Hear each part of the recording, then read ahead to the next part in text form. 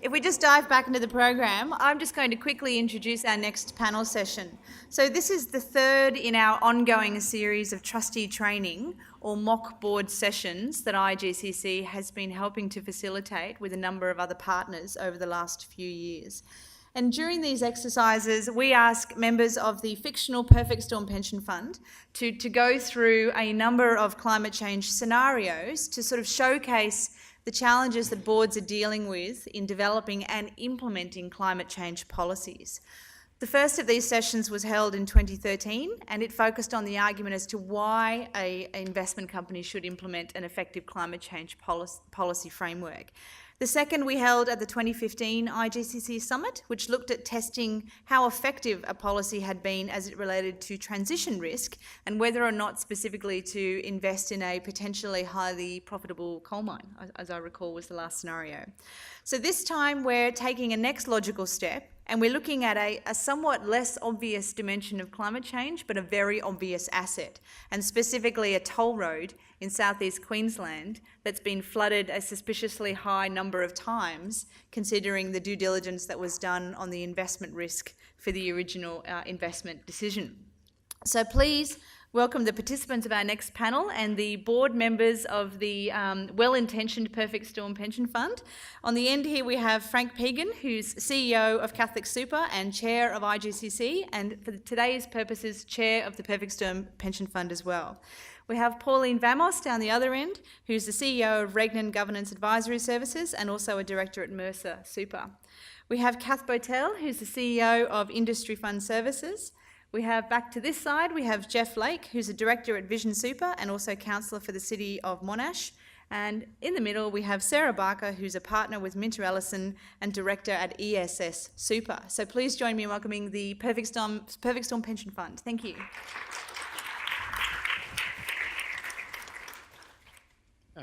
Can you hear me? Yep. Yeah. Welcome to the board, the directors here. The Perfect Storm Pension Fund is an industry fund of about $50 billion. It is a defined benefit scheme. This board meeting has been called to review a previous investment decision that the board approved concerning a Queensland road toll or tollway. There is a recommendation from the investment committee that we should cease the relationship with the infrastructure fund manager because there has been inadequate management of climate risk in reference to this investment. The concern is that the asset is underperforming due to higher than anticipated interruptions to revenue raising out of flooding and storm, which have occurred 3 times since we've invested. As a board, we will need to review and discuss whether the trustees have given sufficient regards to the risk associated with this investment, in particular the oversight of the infrastructure manager, the physical risk. The report to the investment committee focused on regulatory risk rather than physical risk.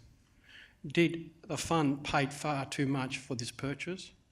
And is the fund facing a potential loss?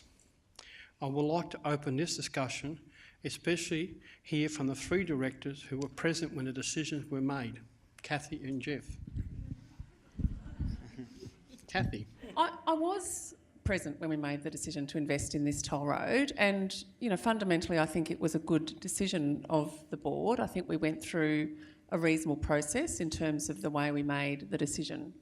Clearly the circumstance that we find ourselves in today, where the thing has been underwater 3 times in 12 months, is not acceptable, and we have to think about how we found ourselves in that position. But if you think back what we did, we engaged a fund manager. We went through a proper process in appointing that fund manager. We have an investment governance policy that we adhered to. That investment governance policy has climate risk as part of the policy, which we debated, I think, at length some years ago now when we developed that policy. And then the investment committee made a recommendation that we invest. We invested, $2 billion of our 50, so it's a bit lumpy in terms of diversification, but we considered that. We considered long-term issues. And we considered, whether we had the skill set within the organisation to make the decision that we made, and we relied on competent people to advise us in that. What we obviously didn't do was consider our risk, and all the risks as well as we could have.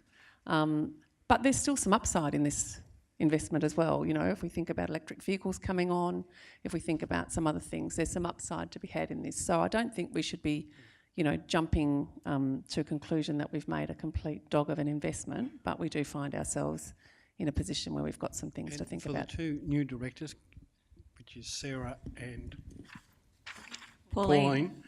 Have you any questions of us three who made the decision? I do, I do understand the benefit of hindsight, and the world has changed, but reading what Jeff Summerhayes of APRA had to say recently, and just taking your point, Kath, that you said about electronic vehicles, so they would be your hedge against this sort of investment, which is great. But in terms of scenario testing, which APRA has come out strongly and said you need to do it, was that something that was considered at the time? Well, no, I think it wasn't.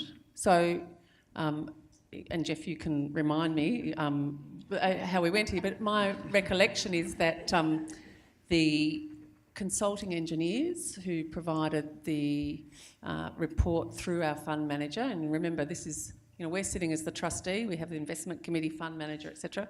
The consulting engineers' advice was that adverse storm impact was a once in a 25-year event. They were clearly looking backwards, not forwards. And I think that issue around stress testing, which we've heard about in our conference that we recently attended, is something that we clearly didn't have front of mind. And that's part of the reason, I think, behind the investment committee's recommendation that we terminate this manager, is that they really were responsible for doing that stress testing and bringing that to light in terms of helping us make good decisions.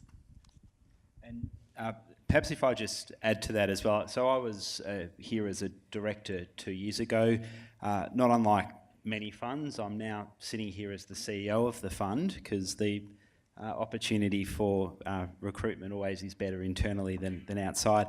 And I guess looking at this issue and reflecting on how I saw it 18 months ago, sitting here as a director, to now reviewing it as CEO of the fund, I think we did do the stress testing and scenario testing when it came to projected toll revenue, motorists, the likely impacts, perhaps as people become less car dependent in the future, and impacts on petrol price, etc.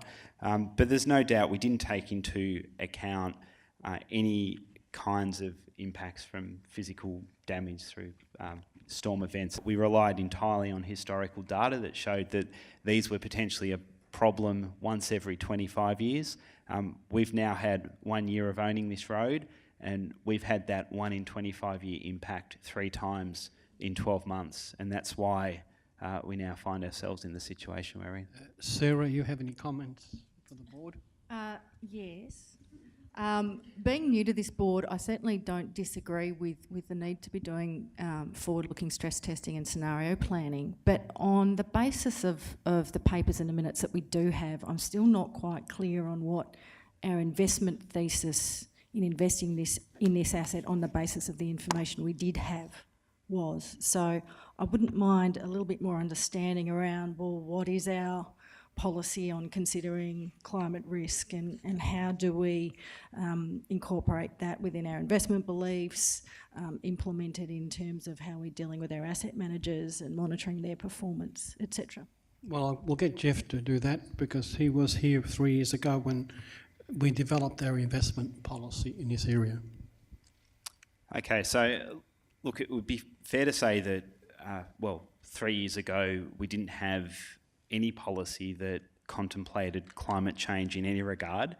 Kath and Frank would recall that we had that marathon board meeting 2 years ago under the glare of those bright lights, where we developed a 7-part resolution, which was for the first time that this fund had a formal policy that contemplated climate change risks. But I think it might help the discussion we're about to have if I take you through those 7 parts of that resolution. So first of all, in part 1, we explicitly recognised climate change as an important consideration for this fund, and we said that we want to make sure that climate change risk and the long-term systemic risk that that presents is incorporated into our investment beliefs, which we've since done. Secondly, we said that we want to receive annual reporting from the investment committee on how investment implications of climate change are being implemented. Now, we've received our second and most recent annual report just a couple of months ago from the investment committee, and the key highlights of that showed that in a survey of our managers, 90% are now reporting on climate risk as part of their processes. 40% have carbon exposure targets. We now benchmark our equities portfolios holdings against our peers, and we're underweight in our carbon exposure, only somewhat underweight for both our domestic and international equity holdings. For our property portfolio, we're ranked just below the median on a sustainability index, and at the moment we're still developing the appropriate suitable benchmark for our infrastructure assets. The third part of the motion looked at climate risks and opportunities and said that we want to make sure that we're incorporating these into our investment process. So that led to the benchmarking that I just outlined. We haven't developed targets or actions yet. That perhaps has been a gap in our processes over the last 12 months or so, but that's something for the board to consider in coming meetings. Fourthly, we've expressly acknowledged climate change as a long-term issue. We've specifically, 2 years ago, we specifically anticipated a 2-degree global carbon budget, which I think has been proved to be on the right track since the decision in November last year in Paris. The fifth part of our resolution from 2 years ago was asking or instructing the investment committee to seek low carbon investments that are consistent with our new strategy. Sixth part of the resolution was that we agreed to measure the fund's exposure to climate change, but here we've focused on carbon intensity. We certainly haven't looked at extreme weather events, so this just wasn't on our radar screen, the issue that we're now dealing with. And the final part of this motion from 2 years ago was that we've also agreed to communicate with our members on climate change and carbon intensity at a whole of fund level, but also at an asset class level. And we've done that now for the first time in the recent fund statement member balances that we sent out. We included a number of pie charts that took members through how we view all of this. Comments, please. I wouldn't mind understand when, in Resolution 5, when the board spoke about seek low carbon investments, was that the conversation around setting the risk appetite around climate risk, which again was mentioned recently in the recent conference I think we attended, which was very valuable. And I also wouldn't mind understanding the benchmarks you're looking at. The internal development of a benchmark may be a good thing, but there was an external one, GRESB, which a number of funds are looking at.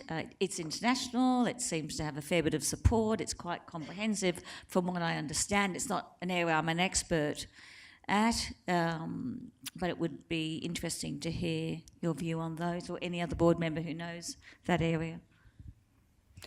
Chair, before we discuss those aspects of the benchmark, could we discuss the policy itself before we start discussing what we're going to do going forward? Because I think our approach to this issue is informed to start with at the apex by the policy that we have, and I'm certainly not convinced that our policy is fit for purpose as it might have been a couple of years ago. Main concerns around the definition of climate change as a long-term risk, which might have been part of the reason why we haven't picked up these more immediate extreme catastrophic risks, and also the absence of any reference to the physical aspects of climate risk. Should we be looking at our appetite before the policy, or does the appetite become before the policy, or the policy before the appetite, do you think? Well, define appetite. Yeah. that is an emerging issue in terms of what is your appetite as a board for that risk event occurring. And to me, we've got a climate change event that has happened to a significant infrastructure asset. It will have consequences. I'm not sure we as yet know the full extent of those. There are some funds who clearly avoid any assets who in any way may have a risk of becoming stranded or volatility in returns. Again, I don't think there's a right or wrong answer here. It's just I'd love to know previous conversations, if any, on that regard. Well, as someone who's probably about to be, this would be my last term on this board, having been on it since inception.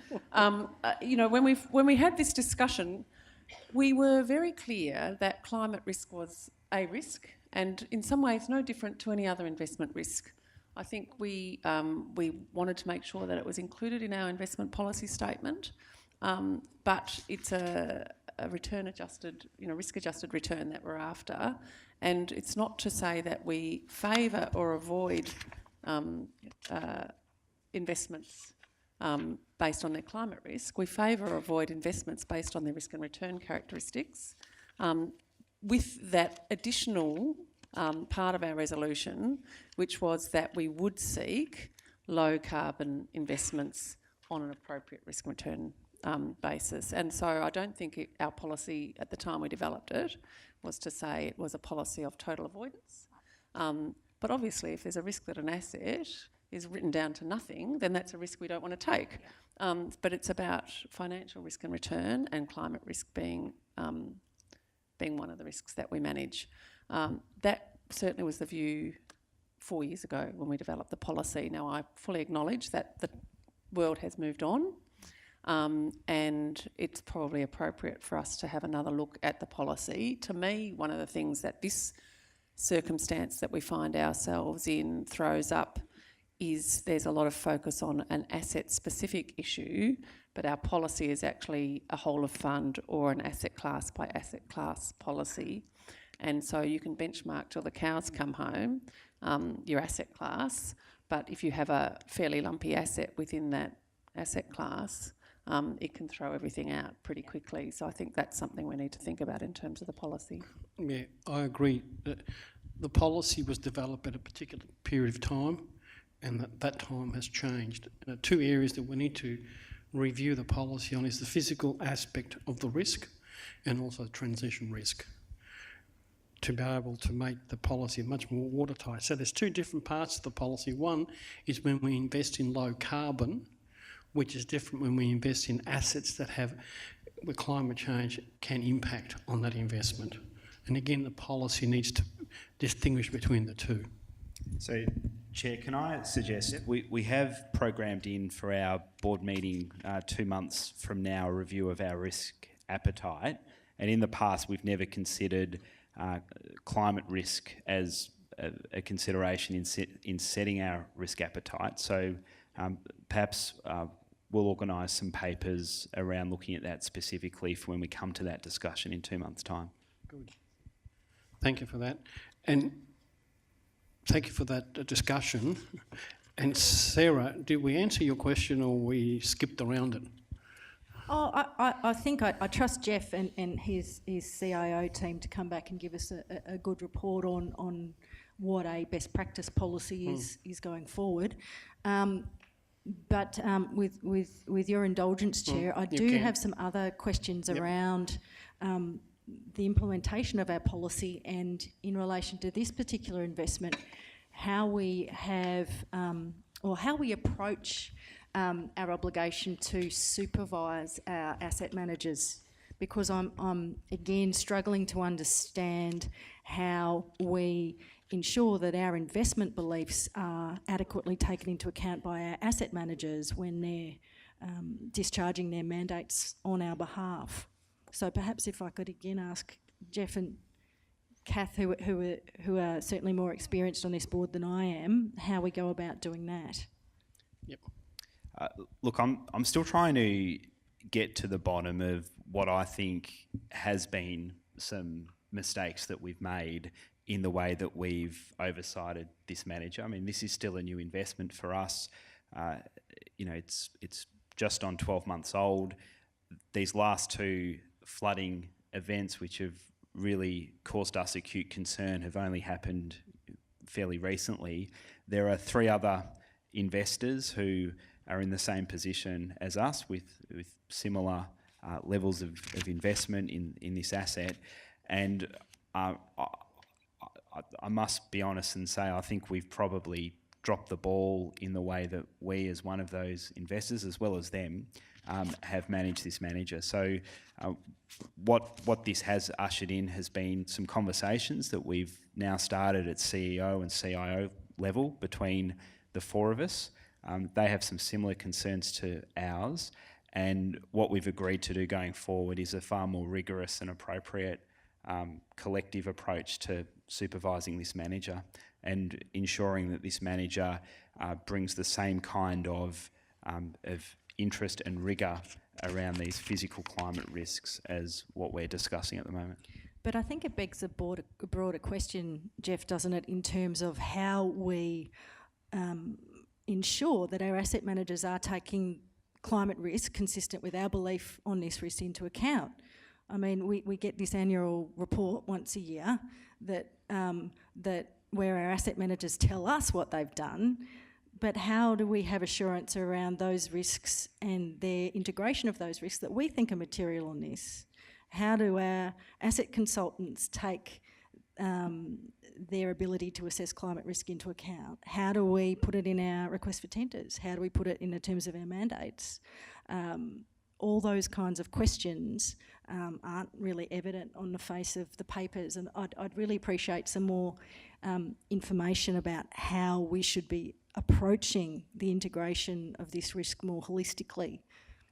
So should we as a board be talking about that detail? I mean, we've got an investment committee, legitimate questions, I agree, but... I would put it, those questions should go to the investment committee, that the investment committee with Jeff and the CIO come back to the board with answers. I can't expect to put Jeff on the spot right now because he has to get more detail. There is obviously a failing in the process from our side, both from a board, governance and management, that this investment has been let go and reached this stage. The other concern I have, and I'd like to ask Pauline, what are the risks you see around this investment that you're concerned? Well, this is a great piece of infrastructure. It goes right around the Brisbane River, and from what I understand, it's very popular. But of course, we've had it flooded now a number of times.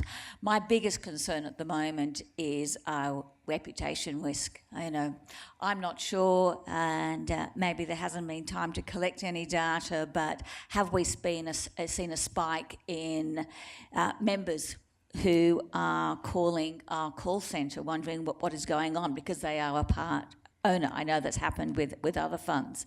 Are we getting any poor media? Have we been a subject of talkback radio? So for me, I just want to know, have we got a comms strategy? Are we briefing media? Is this actually a risk event that has happened in our broader risk management framework that maybe needs to be sent to the risk committee? So I'd love to understand that. And also, activism is on the rise. Seemingly unassociated parties are making things very public and really starting to hassle certain funds. So given we are DB, we're here for the long term, is that happening as well? Yeah, look, ever since Minister O'Dwyer's very inflammatory comments in Parliament a couple of weeks ago that we are totally to blame, our industry fund, for Brisbane being shut down for 2 weeks, we've had a number of inquiries through the call centre. We have had some members calling up to ask what is going on, although when we've asked people to provide membership numbers and what category of member they are within the fund, I suspect that a number of these people are not our own members, but are members of the IPA or somewhere else that are using this as a strategy to just belt industry funds. We've had some contact as well recently from Friends of the Earth, who are asking us, well, what are we doing as an industry fund investing in roads and toll roads? So could this be subject to a class action or compensation? I mean, this is, because that's quite significant. Because there have been class actions, of course, in the US, and now was one emerging in the UK, and we saw that one recently against the Commonwealth Bank. Is this really exposing us financially in other areas? Well, I Not think that I'm panicking in any way. I think there are. No, sorry, Chair. Well, to answer Pauline's question, I think I'll ask Kathy to just give us a quick summation of what the legal application of this board is. Yes, as the only person up here who isn't a lawyer. So we have, of course, our general trustee obligations under the SIS Act, and they're fairly broad and pretty hard to pin down. They're to act with, prudence and skill and care in the way we've made this decision to invest in this asset, to appoint a manager to make the decision to invest in this asset, I guess, and to ultimately agree to the $2 billion investment, to look to the long term and to be appropriately diversified. Now, there could be an argument, I guess, that 4% of the fund is not appropriately diversified, but I think that's probably, it's probably appropriately diversified. And to manage investment risk. And the question we're discussing today is, have we appropriately managed the investment risk, the physical risk? There are some other obligations that we have around supervision of outsourced service providers, which we've touched on.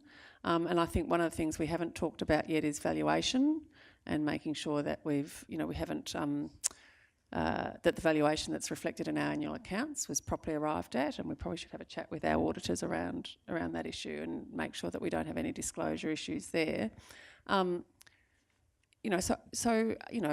we, are we at risk of having not performed our trustee duties appropriately? Without being able to give an opinion on that, I think the paper that came up to us when we made this decision ticked off all of those boxes. But could we have done a better job? Clearly we could have.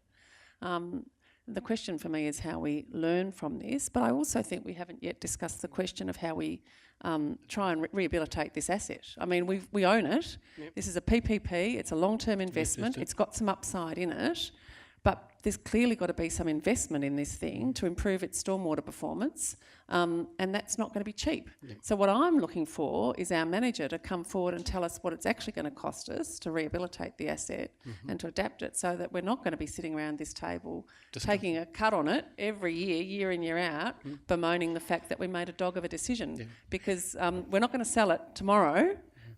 With what's happened in the last 12 months. So we've really got to think about what we do to rehabilitate it as well, I think. Sarah, you seem agitated. Any more questions? Well, just two issues came to my mind then. First of all, I know that our superannuation lawyers are not conservative or risk averse at all. But I'm sure were they here, they would advise us that even though our duties are very broad and hard to pin down, that when we're exercising our duty of due care, skill and diligence, the obligation is proportionately higher as the risk gets higher. And we're sitting here now where in the 2 years since we decided to invest in this asset, the trajectory of information and knowledge and expectation around the amount of stress testing, scenario planning, due diligence that we should now be doing in relation to this asset has increased incredibly. I mean, when the decision was made to invest in this, it was pre-Paris. It was pre-TCFD, Task Force on Climate-Related Financial Disclosures. It was pre the Hutley opinion, pre the Summer Hayes opinion. So I think now is definitely a good time for us to take a step back and really look at the best information we have available to us now in making the decision. And in deciding what adaptation resilience measures we'd like to see put in place, I think we also need to be careful not to default to the 2-degree scenario norm, because that's not the adverse scenario for this asset. 2 degrees is the adverse scenario for the economic transition risk, but the risks here are the physical. So we really need to make sure that we're confident that the asset manager is putting in place scenario plans and downside risks assessments that are more consistent with, say, a 3.5, 4 degree world. Thank you.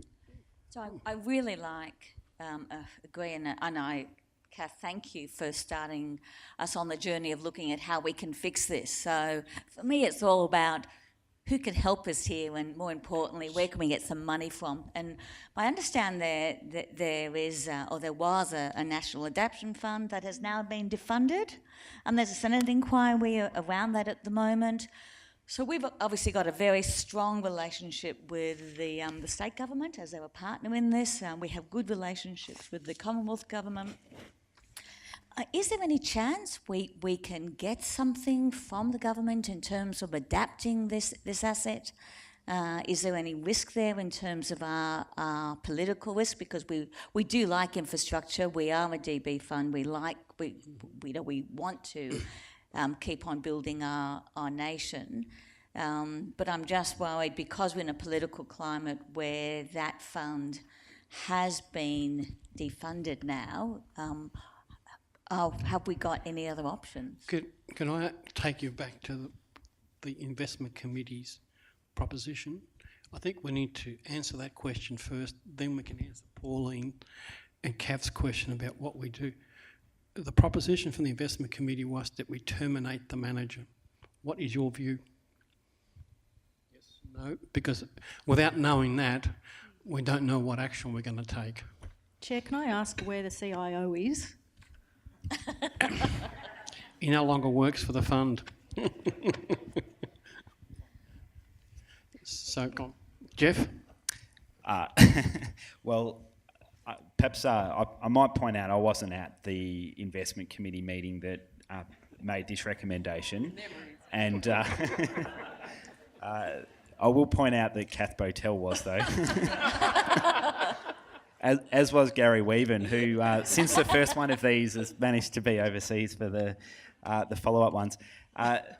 So the CIO, who is no longer in our employment, and I probably would, well, when this was framed, would have differed over the approach that we take. My advice to the board is that I think we need to engage in a dialogue with this manager, with the other investors, and we need to give this manager an opportunity to meet our expectations and improve performance. And I think we make it clear that they have a period of time, perhaps 6 months, in order to demonstrate the kind of commitment that we want to see and the sort of work that we want to see the manager undertaking.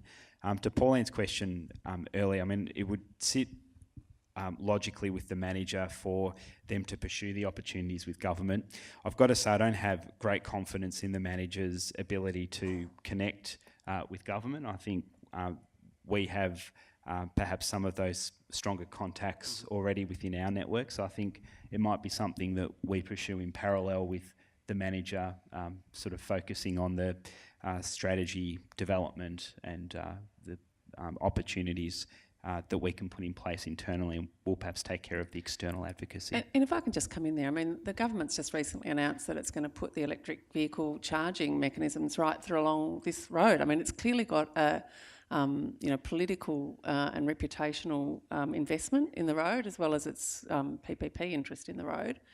They can clearly see upside for it. I think that upside is still there.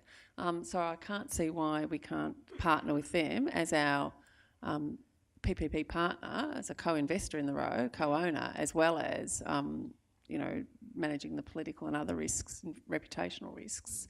There's no point putting charging mechanisms along the road if it's shut down 3 months of the year because it keeps flooding. So, you want to see the growth of electric vehicles. You want to build that infrastructure and promote that as something that Queensland has to offer. The road has to be able to, withstand the storms that, we're inevitably going to see more of. So, Chair, in answer to your question, my view is it's not appropriate to sack the manager at this time.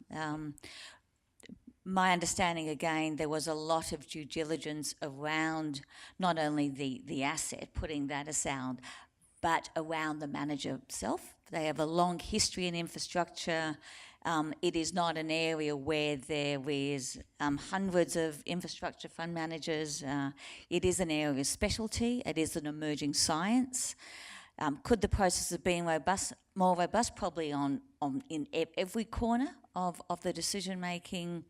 But I think if we look to some third-party verification, I'm not saying we get a consultant in, but just to make sure that what is being engaged in by this is global best practice.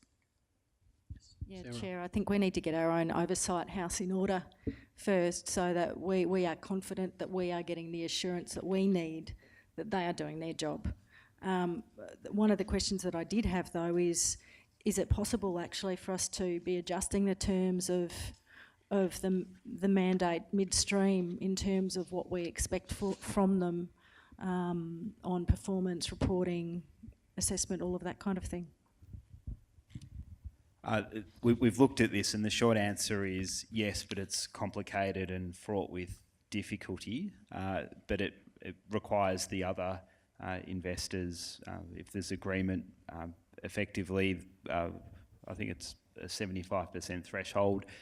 We have fairly much unfettered rights against the manager as far as replacement or requiring particular performance requirements, as long as it's consistent in terms of performance requirements with the original contracts that were signed. We'll need to pay our lawyers a lot of money. Probably. Yeah. Well, I'll bring it to a close, but there are I've written up 4 resolutions, and it's up to the board to accept. Number 1 is that we review and update our climate change policy, that it be more comprehensive, that it needs to focus on physical risk, transition risk, and taking scenario analysis into the future. The second proposition is that the manager will continue to be engaged, but more steps will be taken to communicate with the manager what we expect and the way they manage climate change. The final decision will be to agree to work more with the manager to ensure that they're familiar with our expectation if they haven't improved by a certain date, and we can reassess the relationship, and then we can use third parties to assist us in that area. The fourth area is assessing reputational risk. In other words, we need to ask the Chief Risk Officer to provide a report on the potential reputational risk the fund is facing, especially if another weather event occurs. Are you happy to go forth with those 4 propositions? Yep. Thank you. Now, that's the end of the board meeting. I think it's Q&A time. Let me start with a question. How realistic a reflection was that, apart from the level of knowledge around climate risk on the board? How accurate a reflection of the kinds of conversations that you're experiencing and seeing was that in terms of a real-world investment decision? Nobody wants to go first. I think it was pretty realistic. I mean, one of the things about the scenario is we sort of mixed up the role of the manager and the role of the board. So we were, part of the scenario had that we'd made the investment decision in the particular asset, whereas normally if you've appointed the manager, they're making that decision, and your decision was just to appoint the manager. So I think that was a little bit confused in terms of the conversation, but otherwise I thought that those types of conversations are conversations I've heard around board tables, absolutely. I think it's reflective of the increased sophistication over the last couple of years of the board's approach to this risk. Yeah, okay. Questions from the audience? Yeah, we've got one up the back up there. You mentioned that at the start that it was a defined benefit fund, which is actually quite unusual in Australia. I guess my question is, was that a material consideration in any of the discussion you had? And might there have been other things about, I guess, member composition, like might you have approached differently if you had a higher proportion of pensioners in the fund? Something like that. Is there anything about the sort of particularities of the fund that would have influenced the discussion? Well, unless it was the discussion that I missed, that wasn't highlighted and we didn't take that into account. But being from a fund in real life that does have a defined benefit fund, and how we treat some decisions around portfolio investments that relate to it compared to our accumulation side, I would say that, in investments like this in a toll road are, very reasonable investments, for that DB fund, providing that, well, probably not in a situation like we have where in the next 10 years most of that money is going to be paid out, or a lot of it is. It's certainly well and truly over its peak. But if a more sustainable DB fund, I mean, this would be a very good investment, notwithstanding the risks that we didn't anticipate. But Also, I think could apply. I think we didn't discuss it as a group beforehand, but one of the reasons I was raising the issue about rehabilitating the asset is if you were relying on that income and you suddenly had to have a material adjustment to your income expectations, the distributions, then, that would be a problem for your liability matching. So,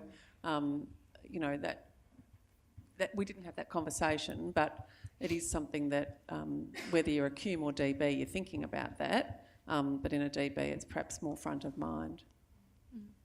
Yeah, I agree. I mean, as a DC and relatively a large fund, we have also future liabilities to meet. So long-term assets with income back from a PPP arrangement does work, but not when it's flooded 3 times in one year. Hi, Julian Poulter, former CEO of AODP, and now just here to have fun. In 2008 and 2012, legal advice from Baker & McKenzie was emailed to every single Australian fund with over $1 billion under management. So the policy lag between sort of the 9-year policy design lag is an interesting one if there was a court case. But I guess my question is to Sarah, do you think it will take a real life case for policy execution to really catch up, or until then, particularly CIOs just going to go on allowing the manager to do what they want?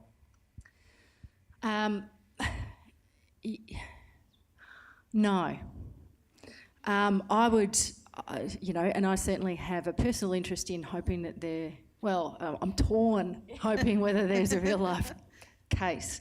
But in my observation in the last couple of years in particular, I think trustees understand that climate change needs to be taken into account as a material financial risk now, whereas previously there wasn't. And I think the big shift on that has been the Hutley opinion, and certainly the statement from Jeff Summerhayes of APRA. And APRA has indicated that it is now their policy that climate change is a material financial risk, that trustee directors should be ensuring that stress testing and scenario planning are occurring.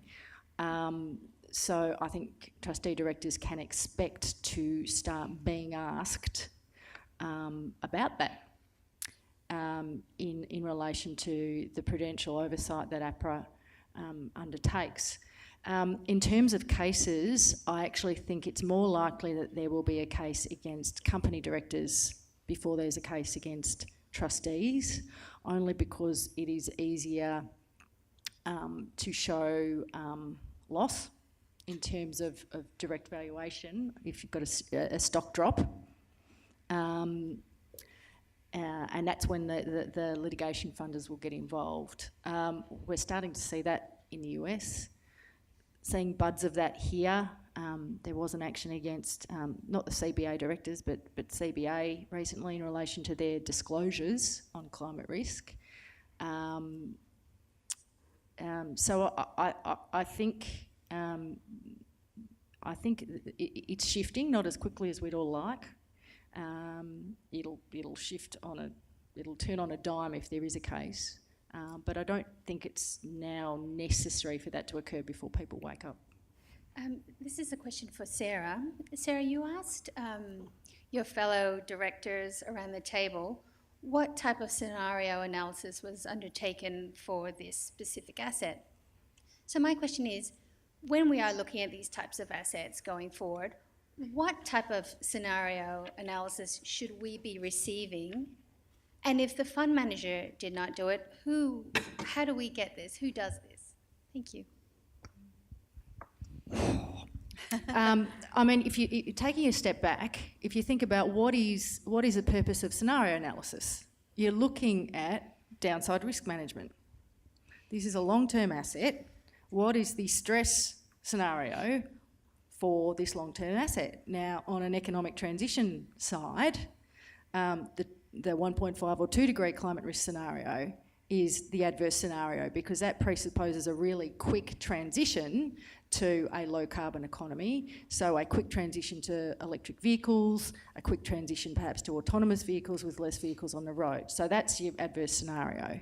But you also, because it's a physical risk question as well, need to think about, well, what's the adverse scenario there? That's business as usual. That's a 3.5, 4 degree scenario that you need to be stress testing against. I don't think asset owners, and certainly a board of an asset owner, is the one who should be doing that analysis.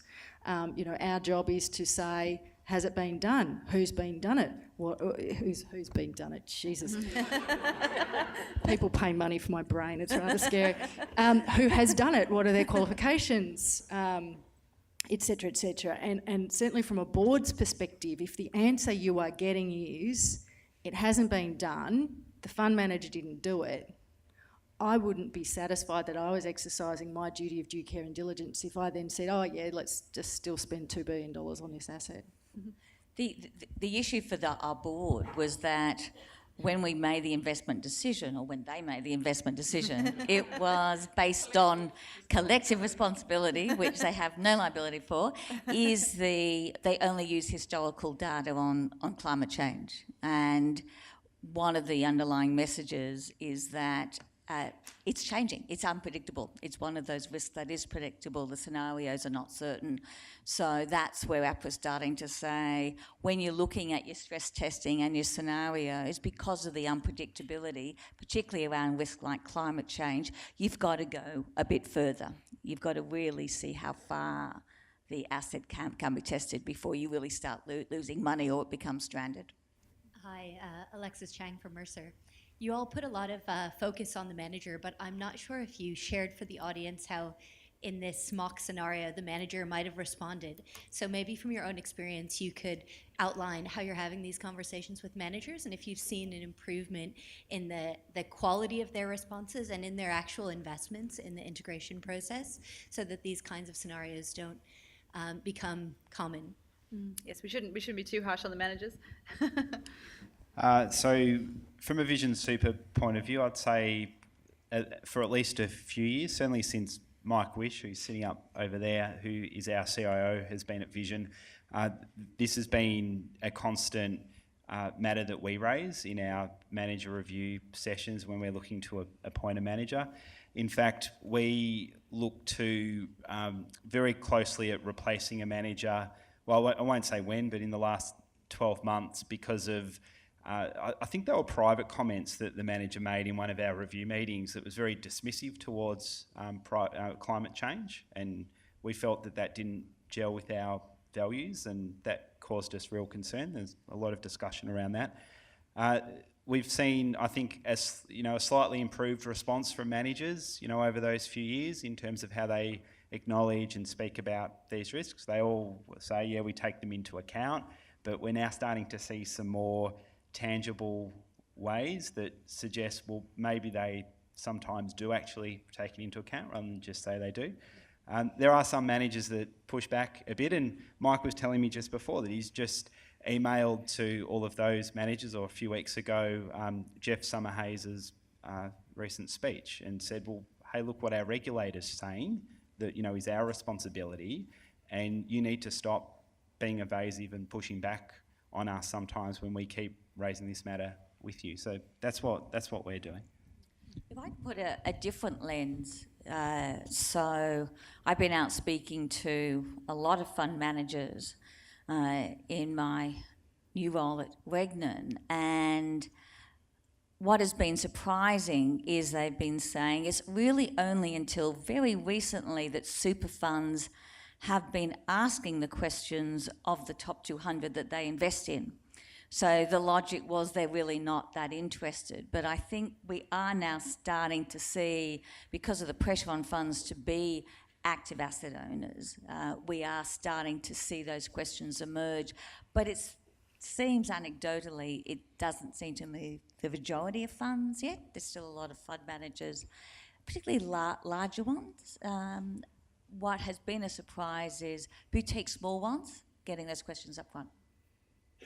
So, and in my experience, and in my current role, we wouldn't be investing in these types of assets because we've got liquidity issues around our funds. But the managers in the infrastructure space, I think, actually have done scenario modelling for a long time, and whether that's been just about volumes and other things, I don't think that, you know, that would be the area where you'd be lacking. But there certainly are, you know, equities managers and others that when you ask them about their credentials in this space, you know, the fact that they've got recycling bins in the office is about as far as they can go. And so I think that, you know, there's a mixed bag out there, and you know, we've got to say to them that having you know, red, green and yellow bins is not enough, and you know, we're looking for more, and you know, we're hiring, you know, and I think sometimes as on a whole lot of dimensions, fees and other things, as trustees, we haven't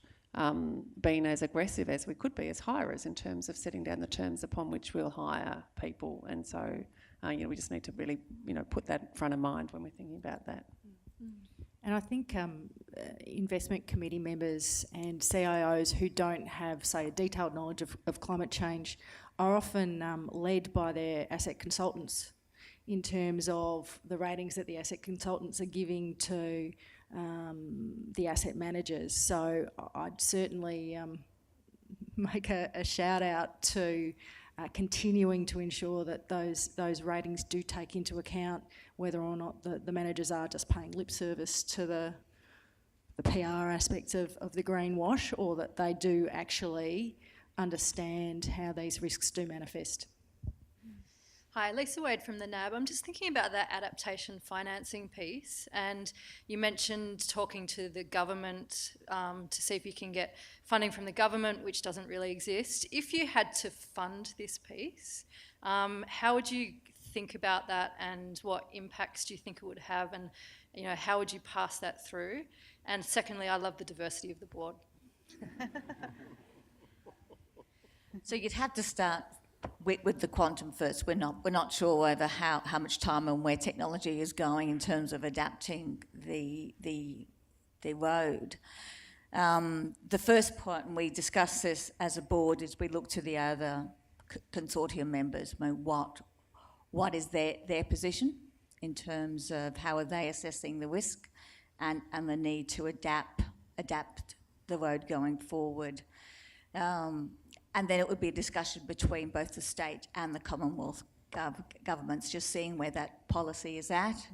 We'd probably do a presentation to the Senate inquiry as well, and start lobbying from that perspective, speak to the industry bodies and try and get momentum behind that, because, I mean, this toll road is just one example of a piece of public infrastructure that is going to need to be adapted to climate change. And I think our board, being such a community-minded and a strategic board, would look at a holistic solution rather than just a solution for this asset. Well, I think in practice how this would play out is the asset manager has to manage its capital requirements. I mean, this is not something that's going to infect other assets. You know, if one of your assets has to go and borrow money to invest in itself, it has to go and borrow money and invest in itself. How it plays out for us is that it doesn't meet the return hurdle. We're writing down our return hurdle. We're not getting either the yield that we're expecting from the asset, or having to carry at a lower value. And that's how it plays out for us. So it flows through to everyone invested in the option that this asset sits in. That's how it plays out. But I don't think it infects, we're not going to go out and sort of start trying to micromanage the capex of a particular toll road or anything like that. So we can lend some support to our fellow investors and the government and others to sort of try and fund that remediation work. But ultimately it's a standalone asset within a portfolio that gets managed by the manager of the asset. Since this is a PPP, the governments have certain responsibility towards the investor, and that's one area we're going to look at documentation.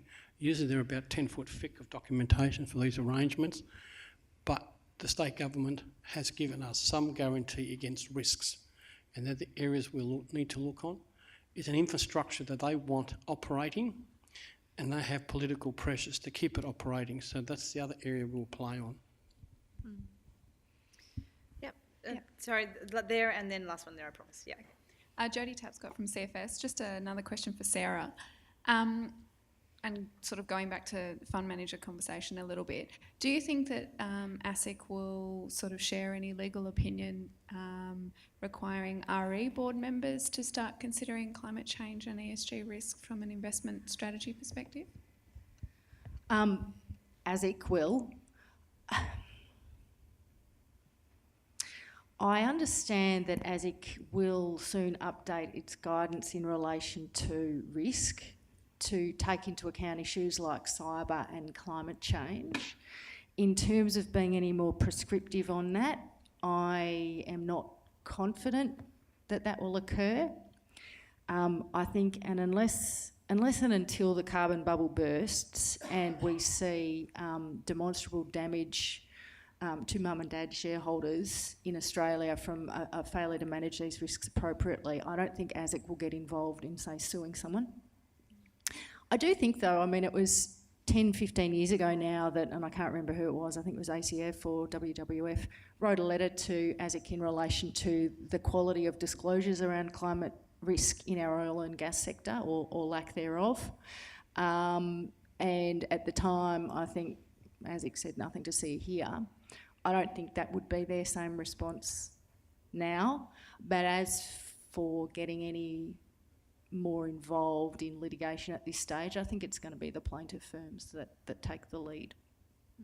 All right, and last question here. Great, thanks. Jeremy Burke, I'm a trustee on the global board for CDP Worldwide, and I just wanted to connect a couple of the discussions we've had around disclosure and scenario analysis, and also the brief mention of the Bloomberg Task Force.